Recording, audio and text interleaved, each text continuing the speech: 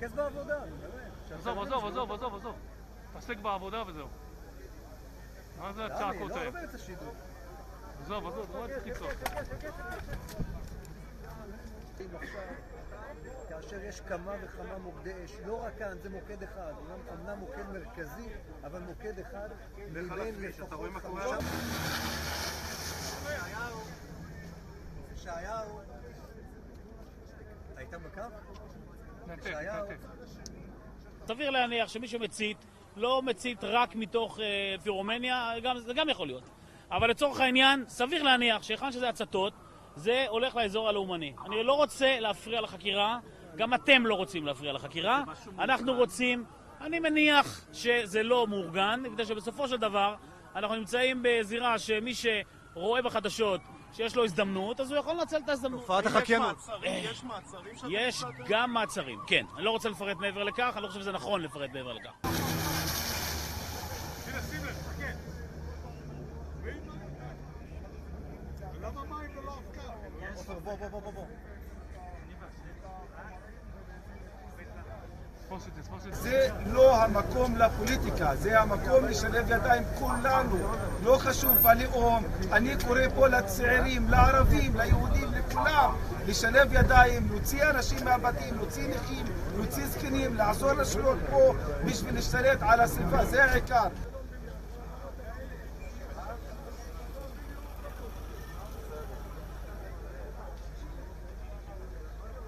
רגע, היוונים הגיעו, לא?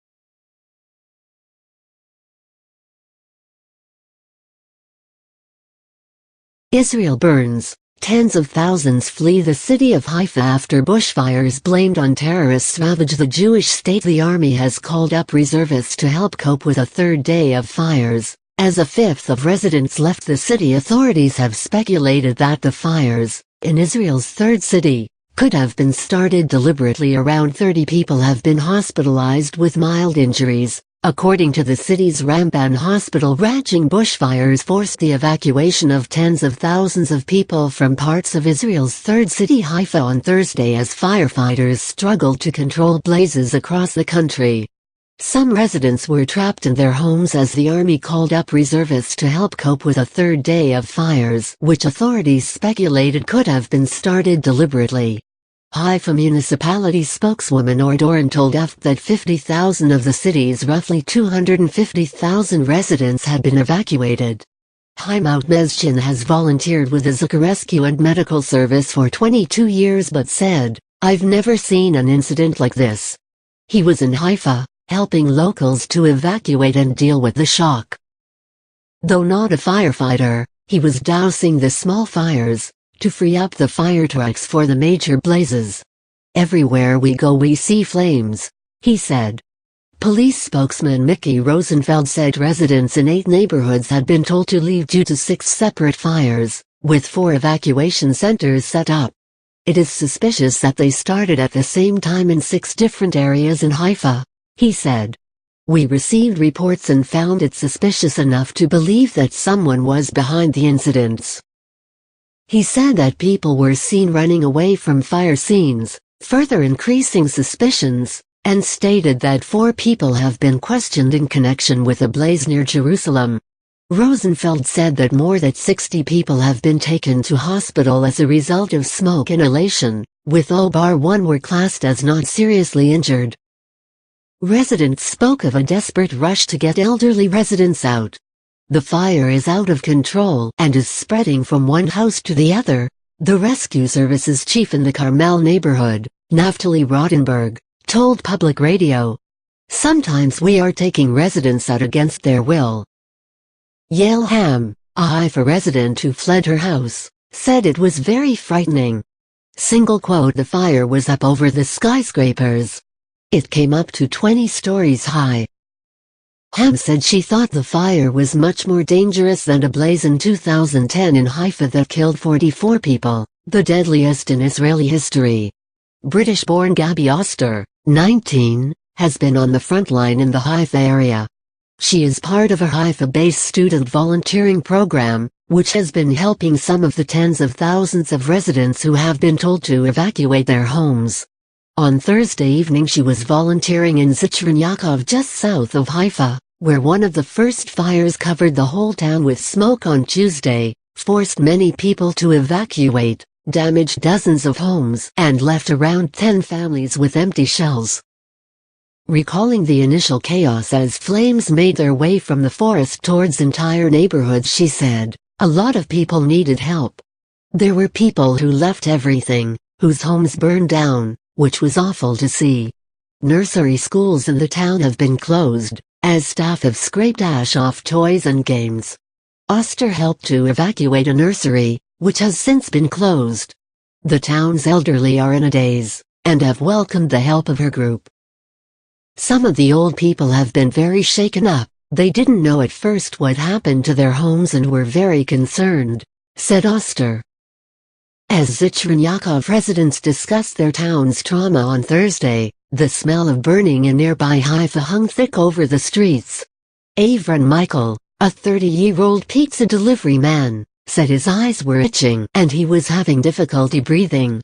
He took his motorcycle past the homes of regular customers whose houses have been badly damaged or destroyed. The sight left him very, very sad. Ido Tito, a 19-year-old who works in an off-license, was feeling very angry that arson is suspected. He said that the fire was one of the worst experiences of my life. Tito said, "It was really scary. I went to help families get out of their homes and saw people running and screaming. Someone was trying to find their little sister.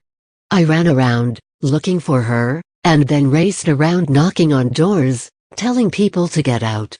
Around 30 people were hospitalized with mild injuries, according to the city's Ramban hospital. Haifa University was evacuated as a precautionary measure. A number of countries made immediate pledges of support, including planes, as meteorologists said conditions meant fires were likely to continue for the coming days. Areas in southern Haifa were engulfed in smoke, the air thick with ash carried by the strong dry winds, an AFP correspondent at the scene said. Planes dropping water and powder swooped over the Romima neighborhood every few minutes, trying to keep the flames from spreading to a nearby gas station. The streets were largely empty, with remaining residents leaving by foot or car, some holding surgical masks to their faces. Dozens of soldiers, police, medics and firefighters were huddled in an impromptu command center in a nearby parking lot. Dar said a number of residents remained stuck in their homes. Amit, a 27-year-old from a nearby neighborhood, was volunteering with firefighters to help calm the blaze. "There were places that needed help. We went and put out some fires," he said. The emergency prompted a growing list of countries to send help, including firefighting aircraft. They included Croatia, Cyprus, Greece, Italy and Turkey. Russian President Putin told Israeli Prime Minister Benjamin Netanyahu that Moscow would immediately send 2 giant Beriev B-200 firefighting aircraft. A statement from Netanyahu's office said. The 2010 fire required the assistance of planes and personnel from more than 16 countries to put out.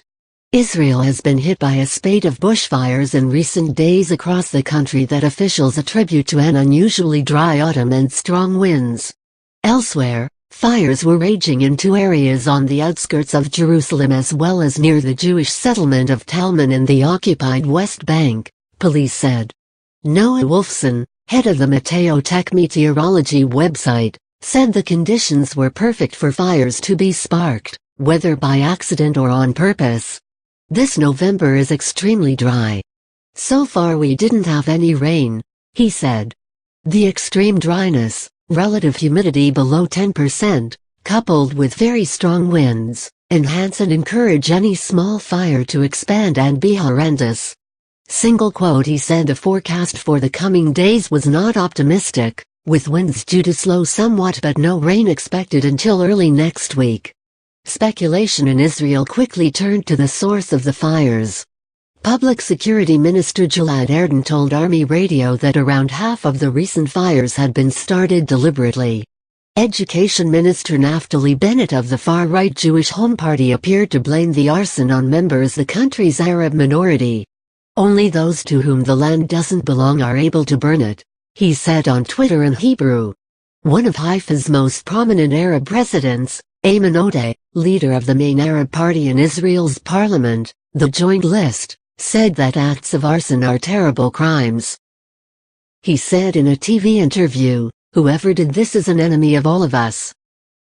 Odeh wrote on Facebook in Arabic and Hebrew, "Now time to pull together and volunteer, Arabs and Jews, and to help to evacuate the elderly and anyone who need help." Experts say that the fires follow the trend of terror conducted without conventional weapons. The fatal wave of terror against Israeli targets that has been going on for the last year has often involved items as simple as knives and even scissors. Attackers have tended to operate as lone wolves, and have often decided to act at short notice.